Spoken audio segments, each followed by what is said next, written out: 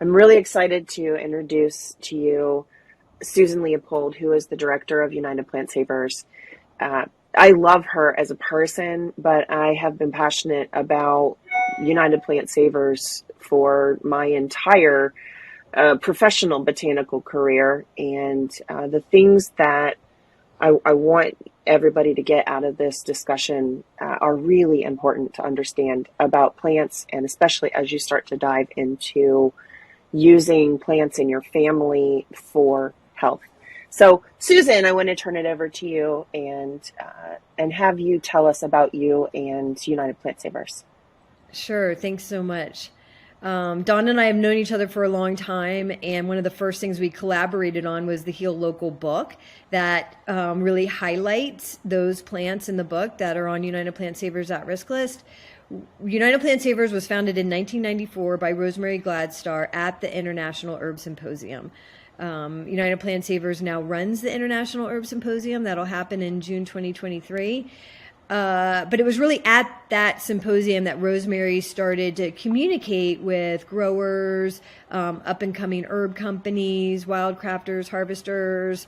Were they concerned about the increase in herbal medicine, which really started to gain popularity and momentum in the 70s and 80s and continues to grow? It's a $6 billion industry in the United States alone.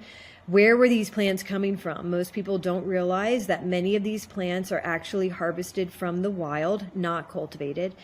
And so that was kind of the birth of United Plant Savers, with the mission of conservation of at-risk native medicinal plants.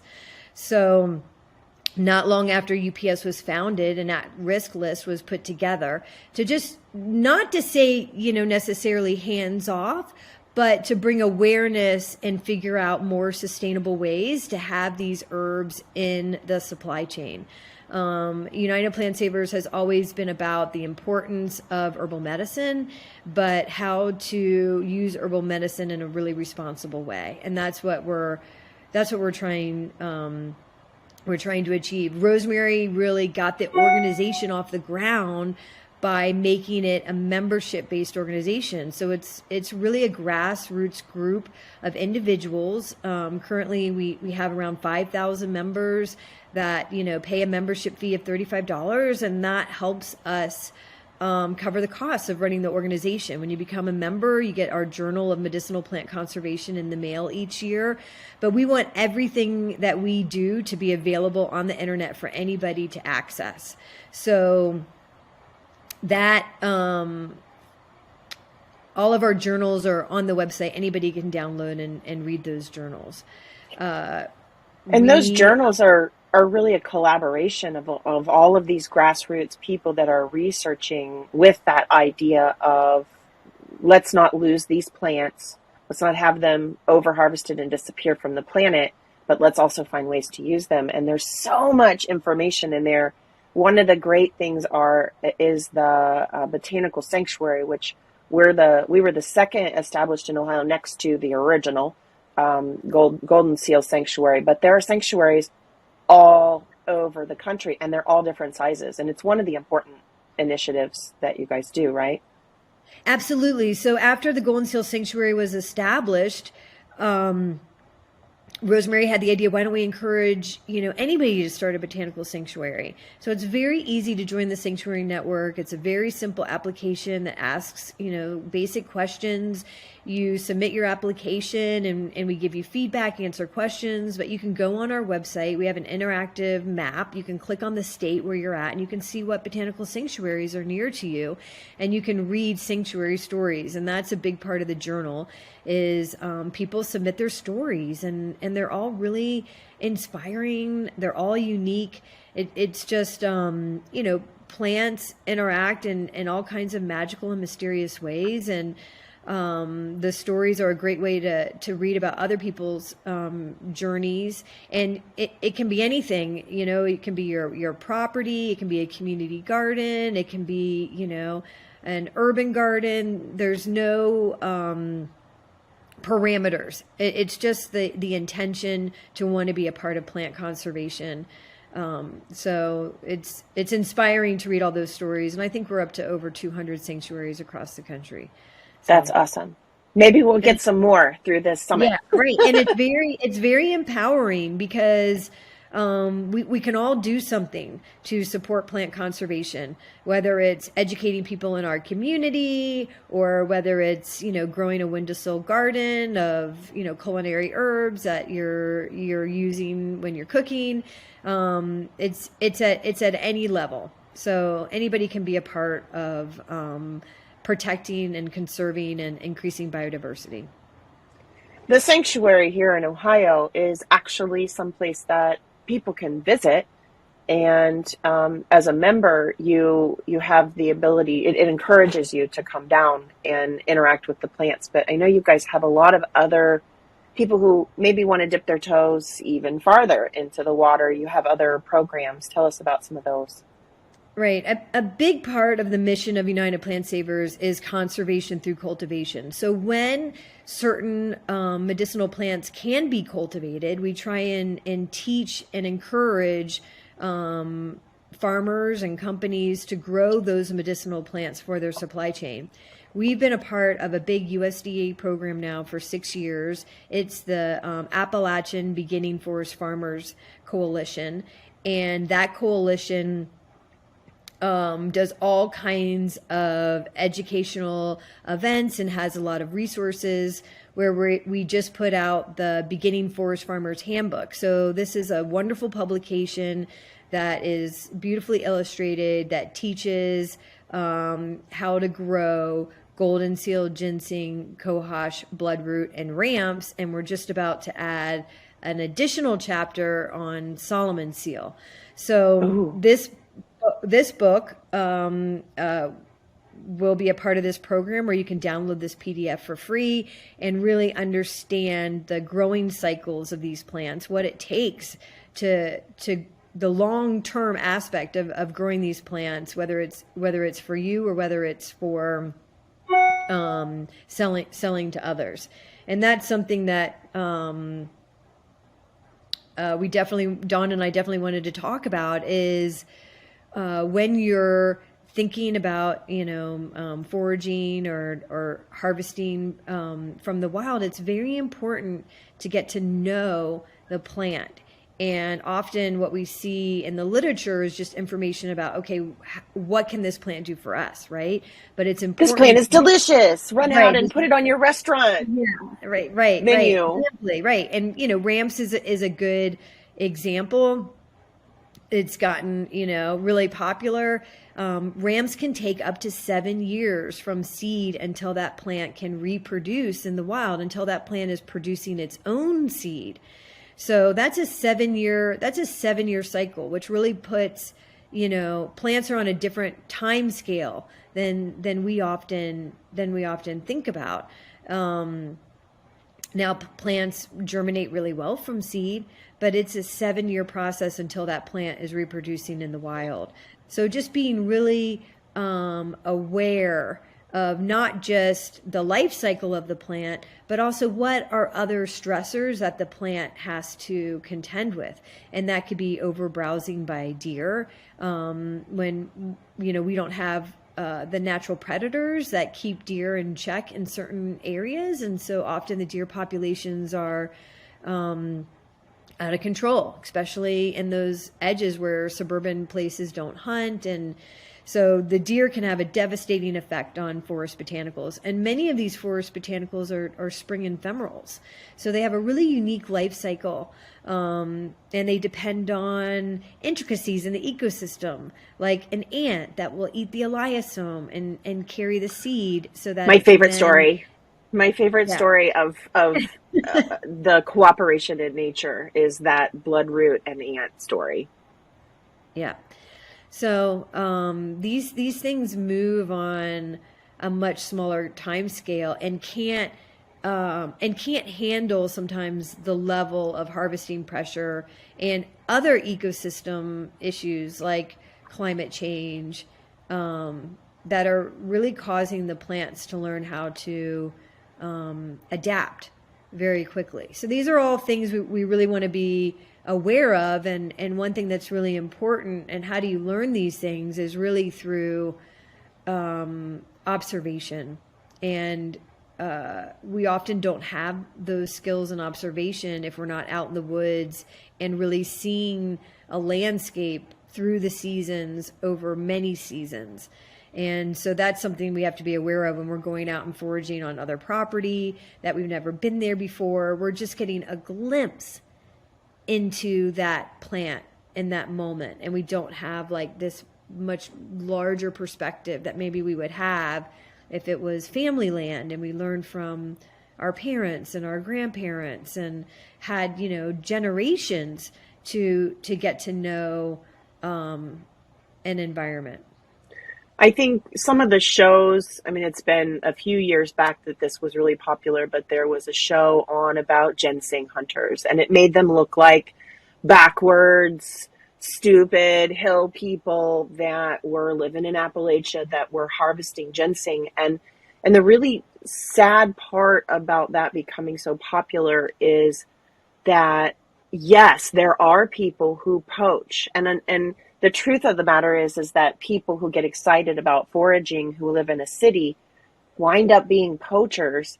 They're much more of a problem than the person who has an accent and lives in a cabin in Appalachia, because most of those folks have been managing those ginseng beds for generations. They don't have any reason to overharvest and damage that ecosystem because it's not in their best interest. They have a relationship. They know that the deer are causing problems, or they know that there is something that's extra that they're not going to take as much this year. Somebody who doesn't have that relationship comes in, they don't know. Yeah, and I have a great story. Larry Harding, who has Harding Ginseng in Maryland, who grows ginseng, he's been growing it for his whole life. And he took over the ginseng farm from his father, who got started because his grandfather. So he has this incredible patch of ginseng that's been stewarded for 3 generations. When they filmed that ginseng show, they came to him and they shot a video of his ginseng patch and then portrayed that video as if it was a wild population. So that's and after that show came out, he was robbed twice, and he lost that ginseng. And even though he caught those people on camera, he couldn't get the Maryland Police Department to prosecute because it's just plants, right? I mean, it's right, just whatever. right, It's just plants. Get over it. right. You have so many more. And intentionally or non-intentionally, obviously those people knew where to go and what they were doing when they stole from him.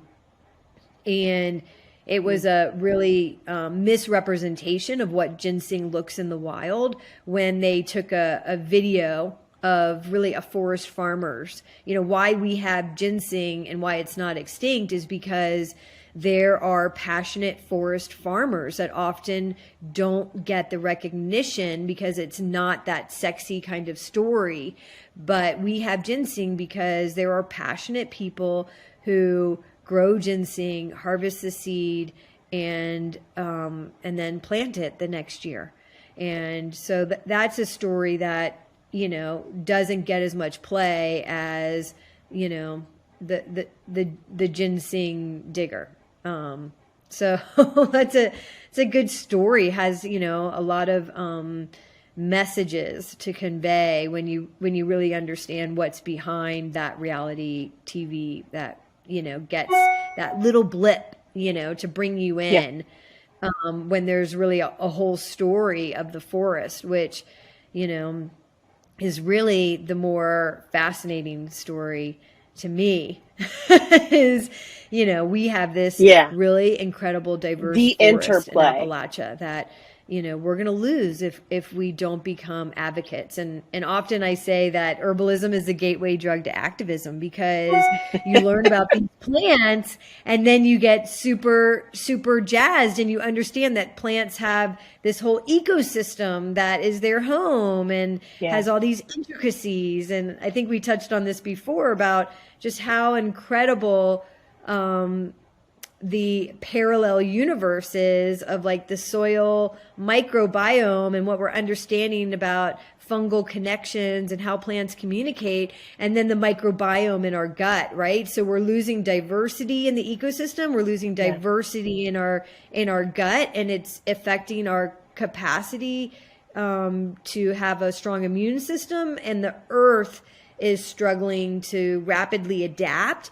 because it's lost its diversity. So understanding these intricate connections is really a part of our healing journey, and like awareness, right? Like we need Yeah. healthy ecosystems to have healthy bodies. We need And more systems thinking, period. I mean, yes, the lack of understanding. Planting the Future is one of the absolutely. books that talks about how a lot of these plants, they need each other, they depend on each other, and that intricacy of the soil. We have to start understanding that you can't just pluck one thing out and then everything still works. We were talking sometime recently, you had visited a farm that was experimenting with growing golden seal hydroponically, which was just fascinating to me. The soil, it highlights the need for the soil. So could you tell us about that? Yeah, I mean, tangentially, I got involved as a consultant to help a hydroponic um, company that was looking to grow high valued medicinal plants in a hydroponic environment. And so they were experimenting with a lot of different medicinal plants. And one of them was golden seal. And I went to the lab and I got to see the golden seal being grown hydroponically, and it produced a lot of leaf mass, and certainly it had roots, but the roots were white.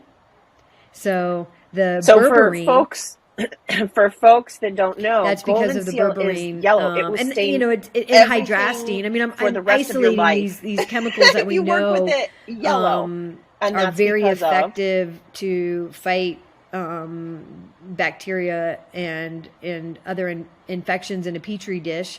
Right, lots of great research out there, but it and there's like this element of synergistic relationships with these plant chemicals, but that are difficult to replicate. But certainly golden seal has a lot of amazing bioactivity, and when you grow it hydroponically, it's apparent that that bioactivity is not there on that level. So there's so much to be learned about what are these interactions that are happening in the plant and soil realm and in the whole it's ecosystem that amazing. we're really just, I think intuitively, we can tap into that knowledge, but understanding it scientifically, it's a rapidly growing field.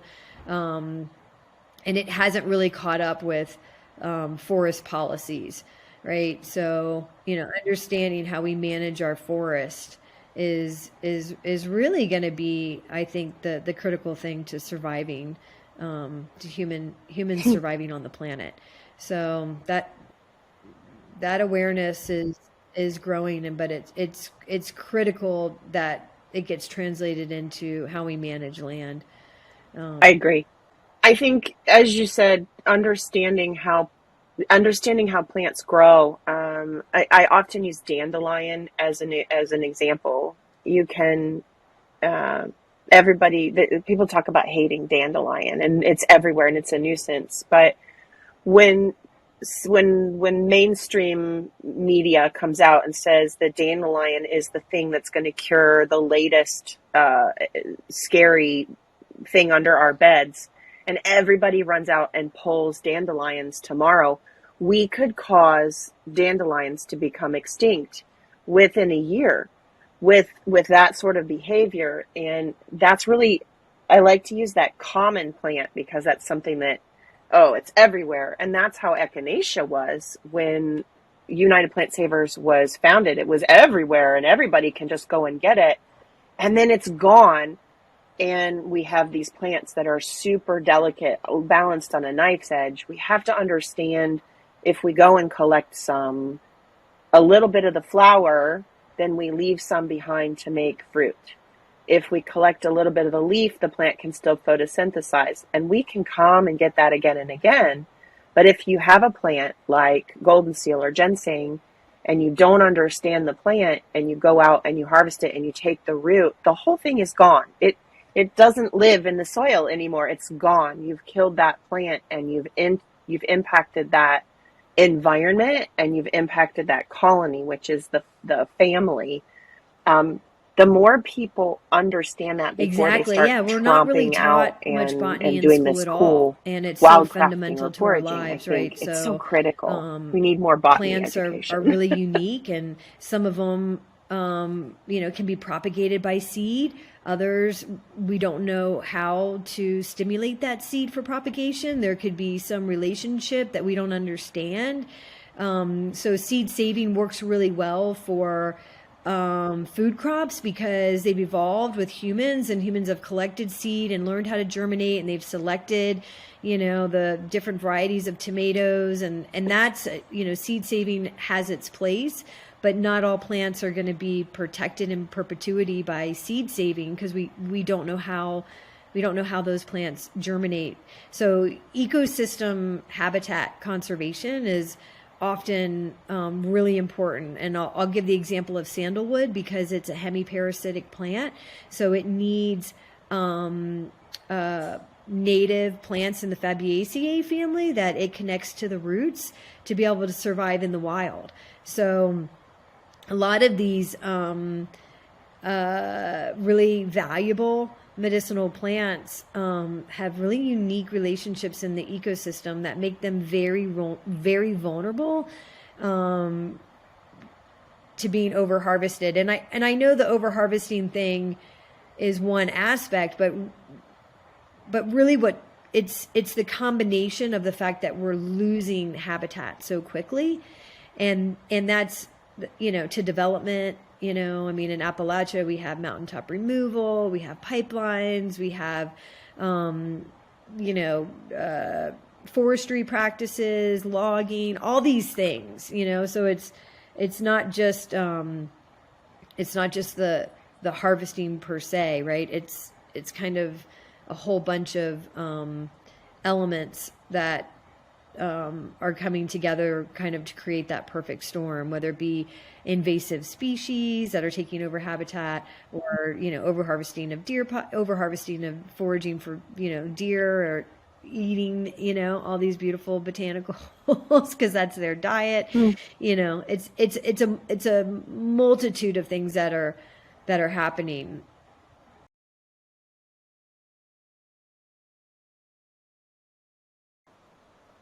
Sandalwood is such a good example, because it's actually, I think, three impacts there. You've got the fact that people are just taking too much. You've got the fact that they're also losing habitat. And also, when you try to plant it, like, okay, we'll have a plantation of sandalwood.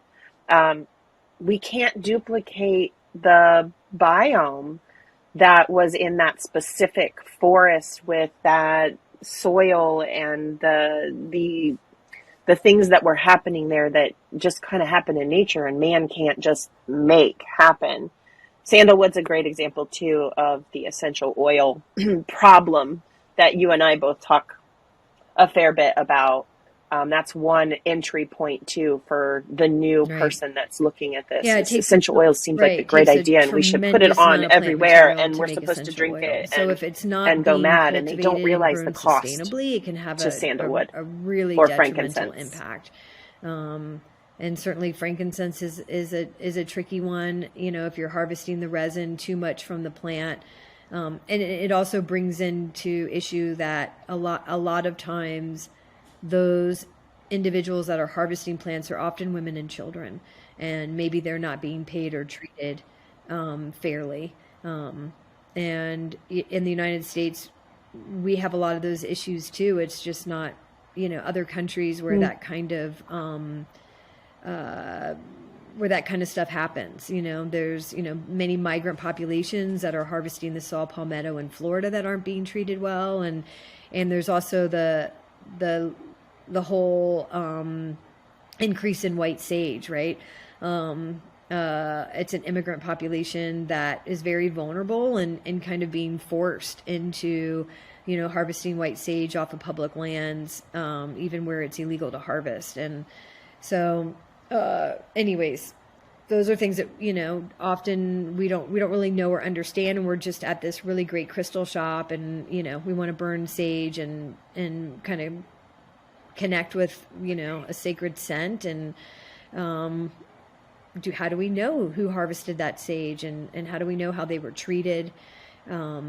So these things are it's just really important to be aware, and that you're just asking good questions. And we're not trying to, be the morality police. We're just trying to, create some conscious awareness so that as a consumer, you're just being more thoughtful, and maybe you're thinking, white sage is a great example because you can grow it in a pot, and you can, it's easy to grow, and then you really get to watch this plant grow and connect with it in a different kind of way. So these are things to be thinking about. Yeah, I think it's important, especially as we're sourcing, because we can't all have huge plots of land and we can't all grow. And maybe we're not going to be a sanctuary, and maybe we're not going to grow our own golden seal or whatever. There are things that we can still grow in pots, but the things that we need for our family sometimes aren't even grown in our region of the world, and we need to depend on it coming from somewhere else. I think we have to keep into contact, or like in the mindset of, what does it truly cost for this plant to be available for me to use? Frankincense is going back to frankincense, there are uses. I'm not a big essential oils person, but I do appreciate that there are values. There is a time and a place.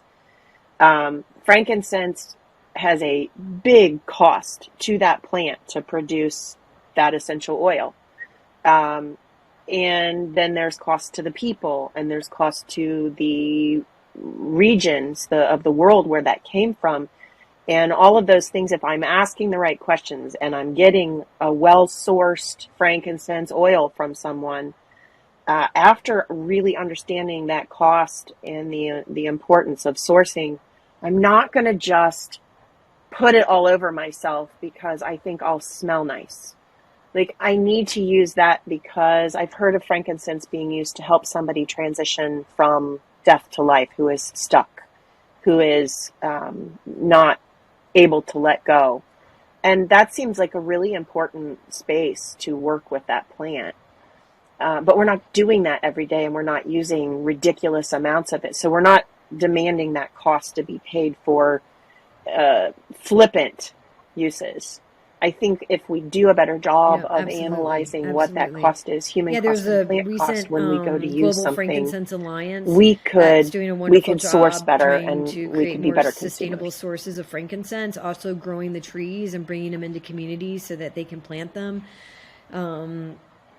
There's Fair Wild, which is a really great organization based out of the UK, which provides a lot of great information about how plants are the backbone to so many different products that you're probably not even thinking about. And they're certifying communities that are harvesting sustainably, and also investing a percentage of the income that's being generated back into the communities. So Fair Wild is a great program to know about. Ann Ambrecht's Sustainable Herb Program, a part of ABC, is also a really great program to know about and be aware of. So there's a lot of ways, and United Plant Savers tries to share this information constantly. So joining our email list, following us on Instagram, exploring the website. There's a lot of good resources out there that if you're concerned or have questions about a certain plant, you can usually get those get those answers. The IUCN has the Red List. That's a global conservation organization that is constantly trying to put good information out about all species on the planet. So, being familiar with these sources of information so that when you're really making these decisions, you can dig a little deeper. Also, I want to highlight just advice that I like to give people. If you are buying herbs, say from a company like Mountain Rose, and you want to experiment with making your own medicine, I think that's great because you learn what the process is. I buy small amounts, you know, don't, yeah, don't buy a pound of something, get a few ounces, because, a small amount goes a really, really Yeah. long way. And I Start think small. sometimes we don't really think about how much something is in volume until we get it. And then we're like, oh my God, what do I do with all this stuff? And then it just goes bad. And that's something that was like grown, harvested, dried, sent, mailed. Yeah, so starting small is I think really good advice that I like Yeah. to get people who are getting interested in herbal It's medicine. wasteful. Um, It's disrespectful. so and, Yeah. and really researching companies and asking questions like, how much of this plant material are you growing? What's the farm where you're getting this from? If this is being wild harvested, what are you sharing about the community where you're harvesting plants from? And if it's just like you ask these questions and you just get really generalized answers, or no one answers you at all, well, that's like warning sign, warning sign. And, yeah, yeah, and right, right, right. And I also, right, yeah, Yeah. right, that's it. Yeah. If And it's super then, cheap I think tinctures and and teas it are a doesn't great way have to the start Latin because name, you can really that's another taste and big see what one. you're getting, If they're right? I like, mean, when golden you're seal. buying supplements, you're putting all your faith in a pill, in a box that you don't have any way to, use your own smell and taste to verify. So these are just important things to be thinking about if you're, coming into to herbal medicine. Less is more. And asking the person that's making it for you, because again, we can't make all our own tinctures and stuff, but asking the people that are making it, how are you sourcing? Are you buying from somebody who's clear cutting out of the forest? Are you supporting poachers, or are you supporting um, individuals, companies? And we talked about Mountain Rose, but they do a really good job of asking the question. I know when I buy from them that they have asked the question, gone after the truth of where this plant actually came from, and is it causing damage to get that. Because people are starting to ask questions about their meat and their vegetables, like how was this raised, and was it raised properly so that I'm not eating damage and trauma and inflammation. And the plant that you want to use to balance your body or bring about health isn't going to do that for you if it hasn't come from human interaction that has been good, and keeping a Yeah, healthy absolutely. I often talk environment about and how like respectfully herbs are harvesting. like the Like all of next that level stuff of matters for your consciousness, health. right? It Because we matters were for you really, to care about them. you could see in the 70s, 80s, people, organic, local. We were, asking really good questions about our food and our veggies. And then it was like, oh, now we're like thinking about where our meat is coming from, right? And now it's like, oh yeah, now we're going to start asking questions about, yeah, where are our herbs coming from? And there just isn't much regulation out there at all. So there's, opportunity for a lot of Yeah. shenanigans to take place. And herbs are becoming harder and harder to find and locate. So the adulteration issue is becoming bigger and bigger and bigger. So, I often say that, Yeah. there's so many types of medicinal plants out there. A company can reformulate, but nature cannot reformulate. So that's a big thing. They're gonna, right, absolutely. Yep. Yeah. Yep. You can easily choose something else. if you don't, sometimes that herb is absolutely Right. specific, and Right. that's okay. Absolutely. Source it Yeah. appropriately. But if you can use something else instead of golden seal that contains berberine and it's less impact, why not? I think there's adulteration issues that happen because corporations that are catching on, and we're going to see this more with more people turning to herbs again. We're in another cycle where people are going to come back to a lot of the herbal relief, and there are companies that are going to want to capitalize on that, and they're going to want to keep their bottom line low. So we're going to see adulteration, which means mixing in herbs that aren't what you thought you were getting to keep the cost low, and also they're going to source the cheap, uh, damaging practices. So Right. if Right. you And have there to look is into your kind of companies that are sourcing a for real you, sense of secrecy so that you're not in the herb perpetuating trade things that you don't believe because in these plants happening. are hard to find, and um, that's something that I just don't think a lot of people think about when they're walking into CVS to Yeah, buy that herbal supplement. Um, but I think that's changing. It's just like the awareness, right? People are becoming more conscious consumers, and people want to do things themselves. People want to feel empowered.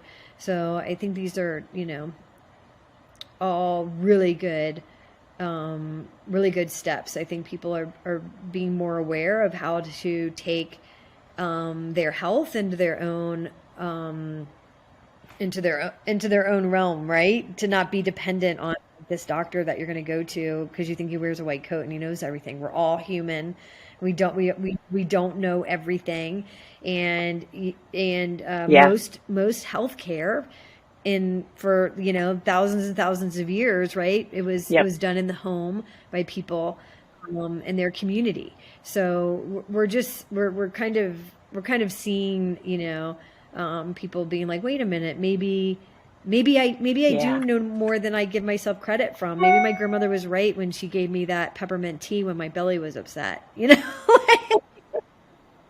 it was yeah. So we should all feel empowered to take care of ourselves, and so I And think it that's was probably what the proactive simple. health summit's So about, huh? Is that simple. is that a theme?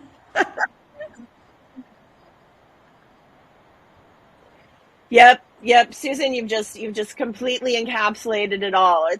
You've done a really good job of really getting what my passion is to gather these people together, and I think people need to be empowered. But I don't want everybody just running off. It's been for years as I write. I think every time I sit and write about a plant, I think, what will be the impact if this were to go viral, what I wrote, and this plant became popular? Am I communicating well enough what how to do this responsibly? Because I never want something that I shed light on to damage the plant that I was actually hyping. um, and I think we can't just run off, we can't just take charge of our health and go back to the way that it used to be, which would be wonderful. We have to put all the information together to be able to do it. You can't just say, oh, Yeah. awesome, plantain is going to be my go to every day. And everybody does that without recognizing that plantain is part of an ecosystem. So I really wanted to have this conversation with you as we were having this larger conversation in this summit, because your whole life is, you are focused on the plants. You're speaking for the plants. I mean, inside United Plant Savers, you're doing this work, but outside of Plant Savers, you're doing this work too. It's who you are, and I love that. Yeah. We need people to better understand their Yeah, impacts when they absolutely. It's consume just like something. It's not wrong to consume, you but we meet need to do somebody it on in the street, relationship. We right? need You to just don't understand like how grab them we and make take up a their piece of that handbag. circle. You know what I mean? Like you get to know the person, you hang out, you go to the movies, you have some tea, and then when you need something, they're there to help you, right? And so I think there's a Parallels. lot of parallels to that. Get to know a plant, Yeah. you know, build that relationship, and then when you really need something, gosh, that plant's probably going to appear Yeah. for you in a really real way. You just don't take right away, right? I mean, that's just we know that with human relationships, but it really applies to Yeah. plants. Because the truth is some of those plants that you just decide to take from might shoot you. Yeah, absolutely, absolutely. And I They know that. I they can mean, hurt you. we You all have have to this have a relationship capacity, with them right? first to I mean, understand how to approach it's just them. tapping into it. Um, Yeah. I think a lot of people maybe feel like, well, I don't have this connection, or nobody taught me this, but really, it's just a part of being Yeah. human. And when you're just like, just be in the forest and just um, take a walk, you kind of just tap into it. It's no, You don't need a botany degree to understand how these plants are growing. I mean, I love having a botany degree, and I think more people should have them, but you don't have to. We were talking about these old ginseng families. They didn't have this higher education, and they know more than I will ever know about that plant. So we have to respect that old knowledge too. But man, go out and spend time with these plants. Grow them in a pot. Grow them on your yeah. windowsill. You'll learn so much more about the plant and how you might use it for its benefit inside. Go spend some time in the forest. Go down to the Golden Seal Sanctuary I and sit in mean, Hydrastis yeah, heaven. you know, And it is hard to say Hydrastis heaven exactly, but yeah, it's many, many is acres, and it it's an one of the expansive golden seal largest remaining population. Golden Seal stands in the Um, world, or the and largest? that's really was the inspiration behind establishing the sanctuary. So a big part of what we do is conducting all kinds of research on ways to propagate golden seal. But we have a talking forest medicine trail, which points out lots of medicinal plants native to Appalachia that you'll see when you come visit us. And then we have the Center for Medicinal Plant Conservation, which is a new center with like a small little museum about, the history of medicinal plants in southern Appalachia. And we have the Jim Duke Ethnobotanical Archives.